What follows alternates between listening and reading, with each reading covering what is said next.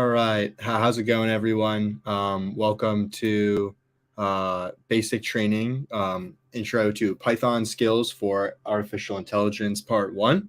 My name is Ethan, and I am with MLH here today to teach you something new, teach you a little bit about Python. A little bit about myself. I'm a junior at the University of Maryland in College Park, and coincidentally, my favorite programming language or tool is Python. So it works out for this workshop. Also, thanks for the compliments on my lawnmower. I know that my landscapers are currently outside, so if you hear some background noise, sorry about that.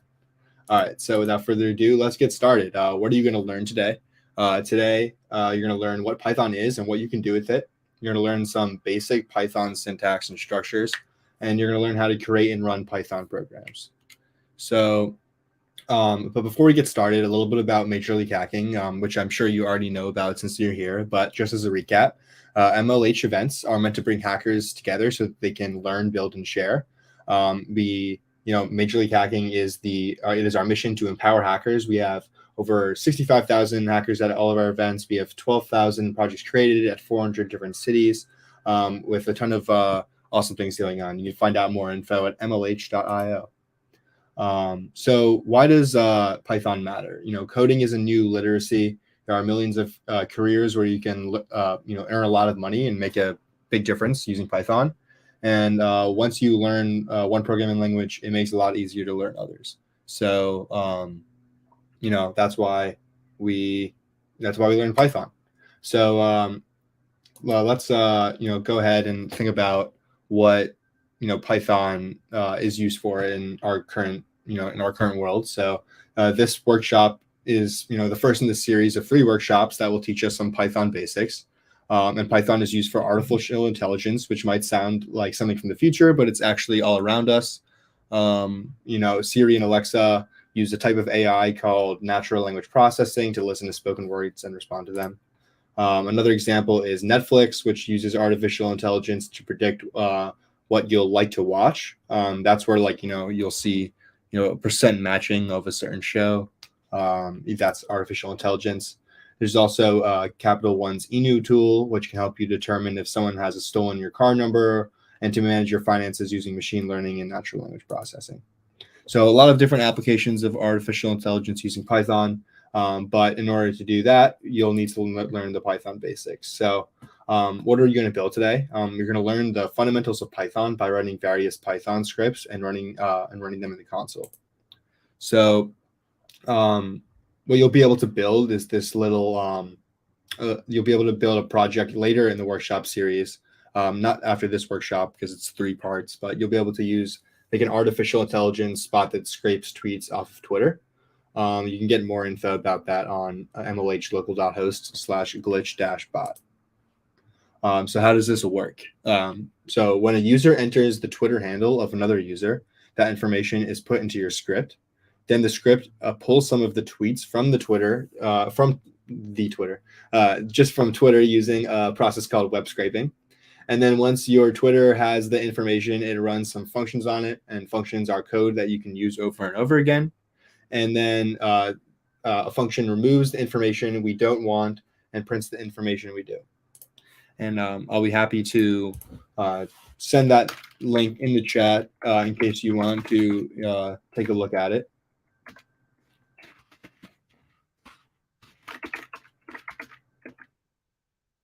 I'm also going to send, which I forgot to do just now, the check-in link it's just in case you don't have it for this workshop, because I know for Global Hack Week you want to make sure you check into as many events as possible to get all the points you need. So I just dropped that link in the chat. Be sure to click there to get the points for your guild if you're in one. Cool. So now we're moving along. So the way this is going to work at the end of the day is you're going to sign up for Glitch. You're going to copy the code, learn some basics of Python, write a few Python functions, scrape Twitter using Python, format it, and then review the next steps. But like I said, this is part of a 3-part workshop. And first, what we have to do is, we're going to, set it up by learning a little bit about Python. We'll set up Glitch, and then in the future workshop, you'll finish the tool. What is Python? Python is an interpreted high-level coding language. Python was invented by Guido van Rossum in the year 1991, and it can be used to make web pages, apps, and scripts. It is one of the most versatile and most commonly used programming languages in the world. Here it says it's the most commonly used one for artificial intelligence and machine learning, but it doesn't stop there. Python can really be used for anything. You're learning some Python basics today, such as the building blocks, to go on and learn more about machine learning and AI in your future academic career. But Python, the skills you learn by learning Python, again, will be super useful in learning any programming language. So some basics. First up, variables. Variables in a programming language are a lot like variables in math. They store information for us. So that could be name equals Ethan, employer, major league hacking, current event equals global hack day, global hack week. So, those are examples of variables. Another example is loops. Loops are structure your program can use to perform the same task multiple times. So say that we have a list of names and we want to enter all of these names into some kind of database. So we can loop through the list of names, and for each name, add it to the database. A function is a structure you can use in your programming to reuse bits of code throughout the program. So say that you have multiple lists of students, and each of them, and as you come across the list, you want to add them to the database. So you have a function that you loops through. Also, a function called add names, and it takes in, say, a list of names and the database you're going to add them to. So in the function, it would add all of those names to the database, but then you can call that function multiple times, so you can repeat the same stuff without having to repeat the code. And then you'll also learn about running your program. You'll learn how to run your program by entering commands into the Glitch console, but there are various ways to do that. The best way to learn to code is to code, not read about it. So let's set up Glitch. So yeah, I definitely agree with the sentiment. The best way to learn is by doing. So we're going to make sure you all get your hands wet doing some Python coding today. So what you'll need to do, you're going to need to check your email to verify sign up. So please sign into your email now if you haven't already. And then you're going to want to go to the link that I sent earlier. Oh no, that's just the link I sent earlier was for the code, but this is just to set up Glitch itself. So you're going to want to go to mlhlocal.host/glitch, navigate to the URL above, click sign in with email, and then enter your email address and click send link. I'm going to be doing the same thing while all of you also do that.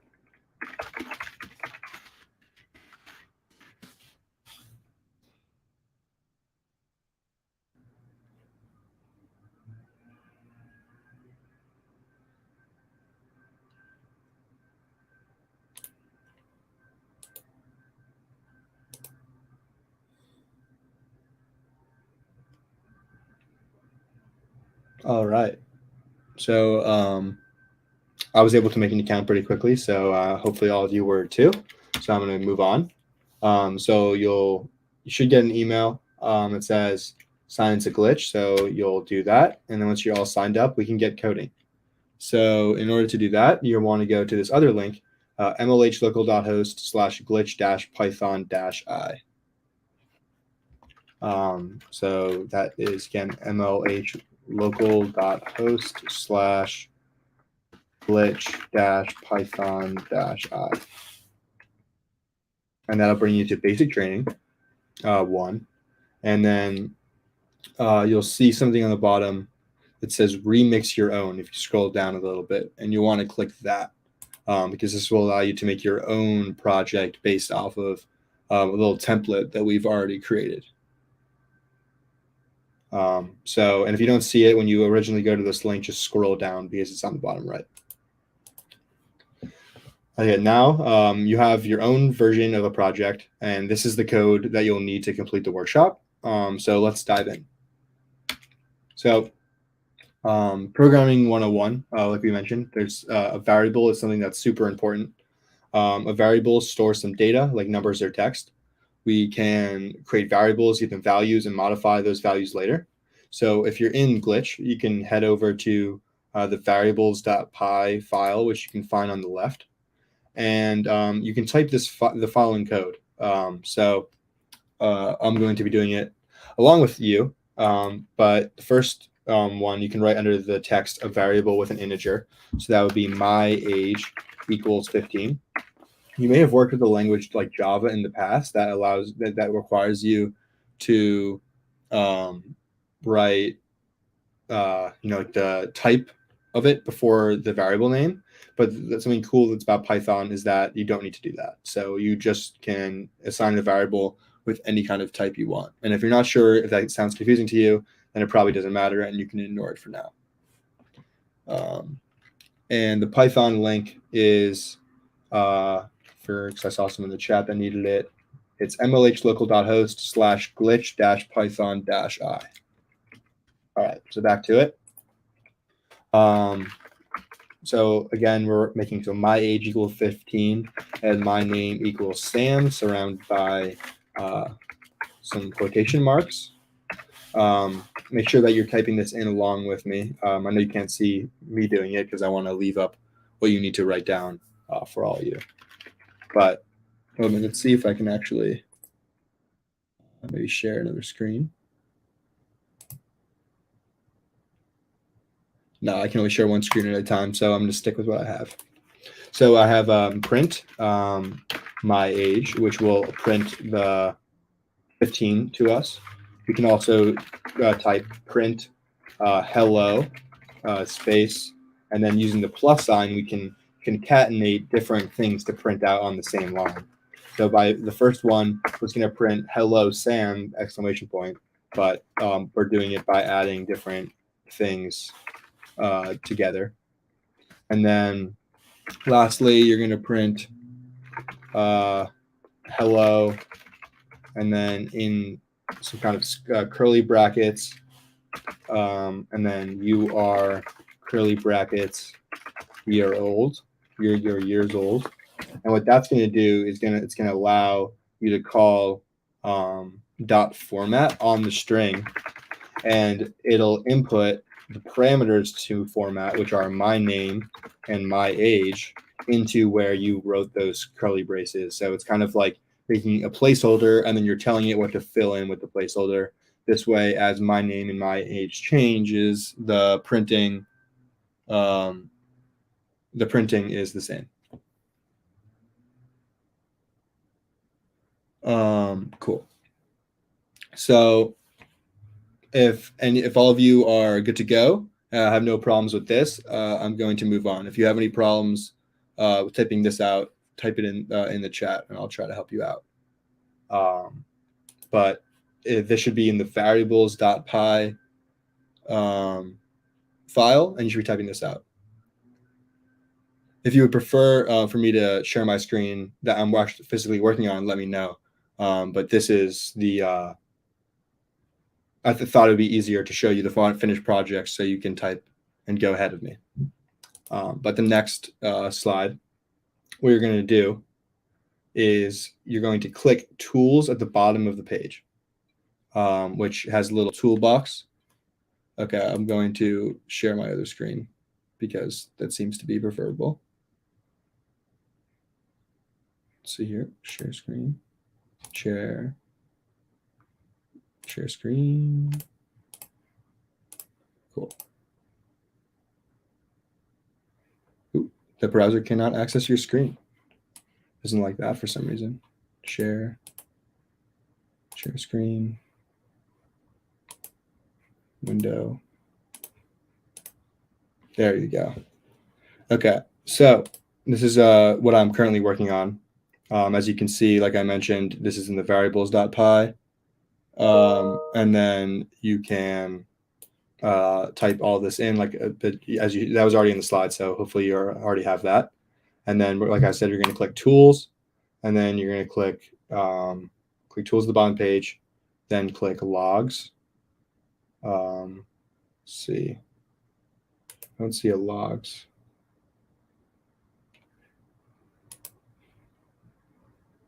or the import logs. And then you can click console, which is see logs, stop debugger. Okay, cool. Click logs right here. And then click logs. Well, I'm not familiar with this variable, but I'm just going to this one. So I'm just going to use my own terminal, which I seem to be unable to share. So I might just have to do the slides, but if that's all right, that should be okay. Weird though, because there should be a console button, but there is not. It just says debugger.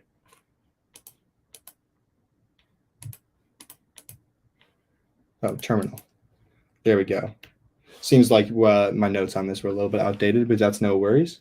So cool. So the next thing that you have, you click enter and you see that we have our terminal right here. So then if you type Python variables.py, which is running our file, then you will get what we requested. So next up, what we're going to do is we're going to modify some of the variables. So if you go back to variables.py, which I'm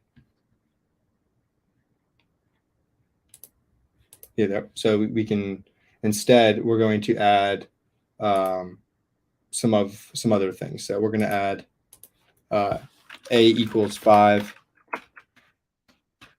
We're going to add b equals 10, c equals a plus b, which would be 15. And we're going to print here, print a plus b equals curly braces, which is telling us that when we call .format on it, it's going to print C where the curly braces are.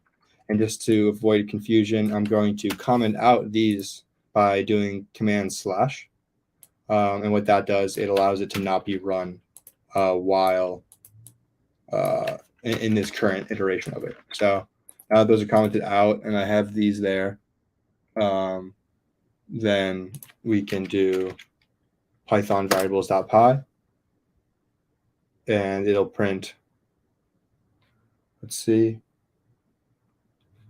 a plus b equals 15, which is what we want. So now we're going to talk a little bit about functions. And for this, I'm going to switch gears back to the slides because we have, there's some more good information on there.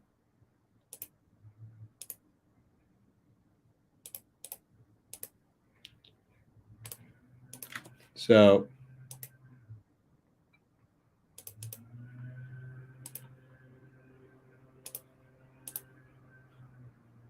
all right, so next up, we got a function. So a function allows us to reuse a block of code and print it over and over again.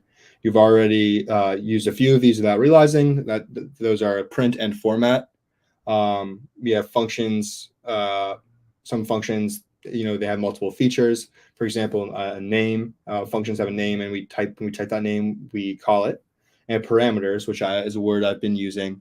And parameters are when we can give the function a variable or multiple to use. And when we use the print function, everything inside the brackets is used by the function, and therefore it is considered a parameter. So, so the next thing we're going to do, we're going to open the functions.py file in Glitch. And we're going to type out this, this little function. So the first thing you're going to do, I'm going to switch gears again.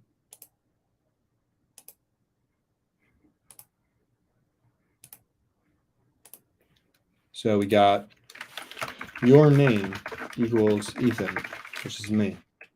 And now we're going to define the project by define the function by doing define or def say hello, and the parameter is a name.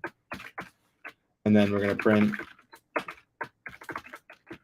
hey there, curly brace, close the bracket, or close the quotes, and then dot format name. And then at the end, we can say hello, your name, and then say hello, Sam. And then when we run it, so I guess we're not running it here, because when we run it, we want to run not variables.py, but we want to run functions.py. When you do that, you'll see that we get a syntax error because I had a typo. But now when you do it again, you say, hey there, Ethan, and hey there, Sam, which is what we want. So the next thing we can do, this is our function. We use the define keyword to start a function. And then when we give it a name and as a parameter, and then you'll notice that in the printed line that it's indented. And anything that comes later that is not indented is not a part of the same function. So if you want something that happens when you call say hello, you want it to be indented within it. Then you'll notice that we call the function by typing its name, which is say hello, and then giving it parameters, which are either your name, which is a variable that we created, or we can just write the name itself as a string. And this is called passing the variable into the function. So now we have a little challenge where you should write a function that takes two parameters, multiplies them, and prints the result. And I'm going to do this along with you, but you can try to think about it yourself. So we got another function here. So we want to call it, when something multiplies it, we call it its multiplication. So I'm going to call it mult. And then it's going to take in two integers, we said, or two numbers. So we'll call that number num1 and num2. And then in that function, I want to multiply num1 by num2, but I want that to be saved so I can return it. So what I'm going to do is I'm going to call result equals num1 times num2, and then I'm going to print the result is this, and then format result. And then when I want to know what 5 times 5 is, I can just do that, calling it by putting the name and passing in parameters, and we'll get, it takes exactly 2 arguments. It takes 5 and 5, which will get me, the result is 25. But alternatively, what I could do is say I had 2 different variables that I wanted to multiply. I could say a equals 5 and b equals 10, so that when I multiply a and b, I get 50. So there you go. Another challenge we'd want to do is one thing we want to talk about is returning values from functions. So far our functions use the parameters within the function, and what if we wanted to use the results somewhere else? So say we're working in some other function and we want to know what the result of 2 multiplied numbers are. We're going to want to call that function in a different function. So we can do that by returning. So we're going to do a different function over in the returns.py file.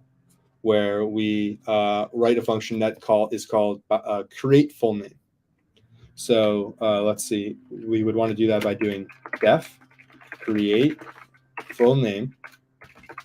And we're going to create a full name given a first name and a last name. So we got first name, comma, last name. And then to get the full name, which we can call full name, we will set that equal to first name upper. And because we're doing upper because we want all of the names to be in uppercase. And calling .upper is a built-in string Python function that changes all of the characters to uppercase. And then so we're going to add a space in between by putting quotes and a space in between them, and then call last name .upper. And then we're going to call the return full name. And what this does is that instead of printing something to the terminal when we create a full name, you're just going to return it. So it's not going to be printed. So if I say, create full name, and I pass in Neil, and I pass in Armstrong, and then I call this function,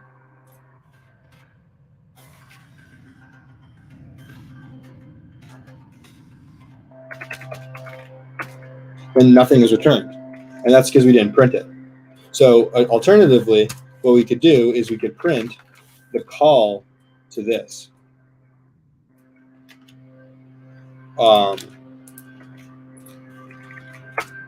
And that's going to print Neil Armstrong, because this is just saying, okay, this evaluates to Neil Armstrong, but it doesn't. But when you call this function doesn't print it, and because of that, it doesn't print. But by saying print the result of this function, that's what prints it.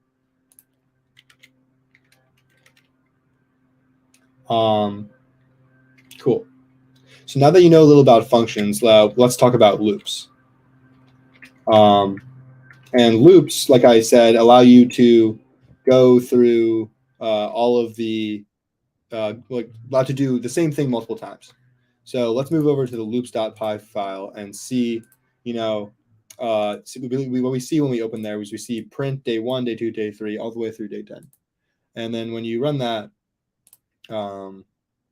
which we would do by, again, typing Python loops.py, we get all of these printed out. But there's actually a more efficient way to do this, and that's to make a for loop. So the way you do that is by typing for num in range 10. So that's saying we make a variable num that's going to be almost our pointer as for each time in the loop. So we're going to do this 10 times in range 10. The default start range is 0.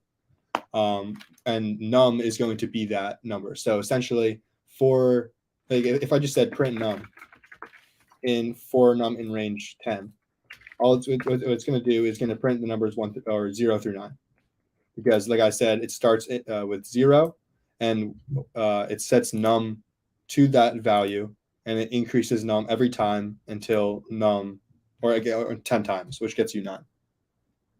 So what we want to do is we want to print the day. So what we're going to do is we're going to print or call the function print and write day, then brackets, and then call it dot format num. What that's going to do is going to write day 1 through 9, or day 0 through 9. What is what we want. But you'll see is that, why is it only going through day 9 if we want days 1 through 10? So this is because when you're using a range loop in Python, it prints up to, but not including the number in parentheses. And this is called an off by 1 error. And this happens a lot if you're not thinking correctly about it.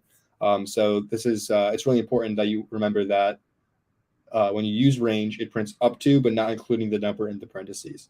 So if we wanted 10, then what we could do is write up to range 11, knowing that it's only going to go to day 10. And then there we go, we have day 10. And there's other ways to do that. You can, there's ways to do range. You can do range from, you can pass in 2 parameters, like from 5 to 11, which would get you only days 5 through 10. Say you had a list, you can make a list which is an array or has multiple things with brackets in them. So that would be like, say you had 1, 2, 3.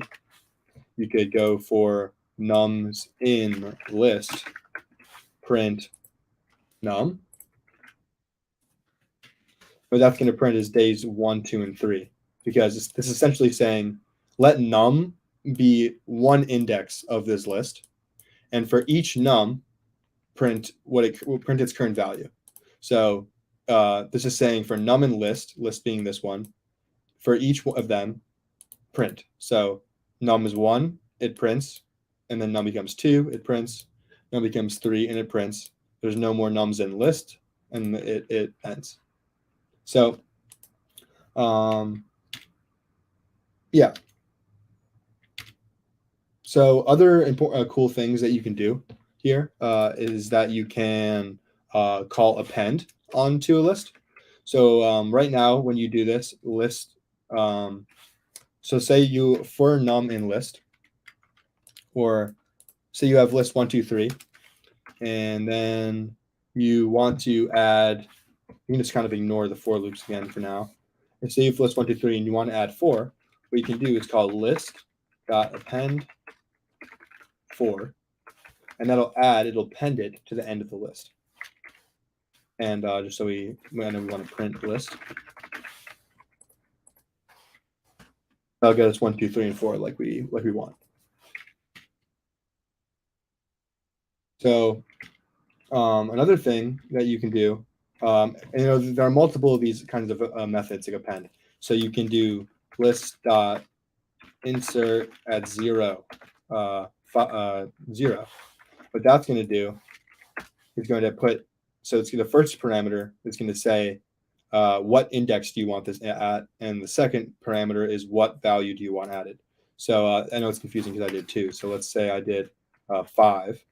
What that's going to do is going to insert at index 0 the number 5, like it does right here. You can also do remove. You can do get. There are a lot of different things. So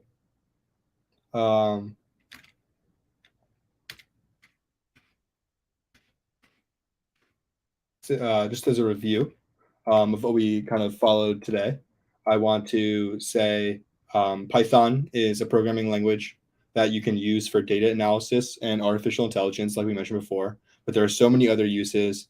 It's used in software engineering interviews if you want to use it. It's used for a lot of different web scraping, and there's a lot of different libraries that are built by other people on top of Python to do other things. So it's really, really cool. And it's a great skill to have for many, many different areas of computer science. Python tools, Python in Python tools, you can include functions, lists, and loops. So that's the basic stuff we went over today, but it'll get more complicated in the future sessions. And we can extend Python functionality by importing modules. I didn't do this before, but what you could do is, since we have this function create full name in lists, you could write import returns from which is going to import this file. And then if I call create full name, I think it was from Ethan and last name, then you would get, I call lists.py. It's up to find. Hold on, let's see. Import random. Well, yeah. So what I would need to do then is call returns dot create full name, because now it's saying from returns get the function, and then how it works prints Neil Armstrong. Okay, that's because it doesn't print Ethan last name because Neil Armstrong is already fixed into create full name, but it would if that's what you wanted it to do. And yeah, so that's all I have for you today. But we will also have the other Python workshop coming up later in local hack day. So be sure to participate in that. And without that, with that, that's all I have for all of you today. Thanks for joining me. If you have any Python questions, feel free to send questions in the Discord or attend the next session. But I'll leave you with Python being one of the great languages out there. Thanks, everyone. Have a good day.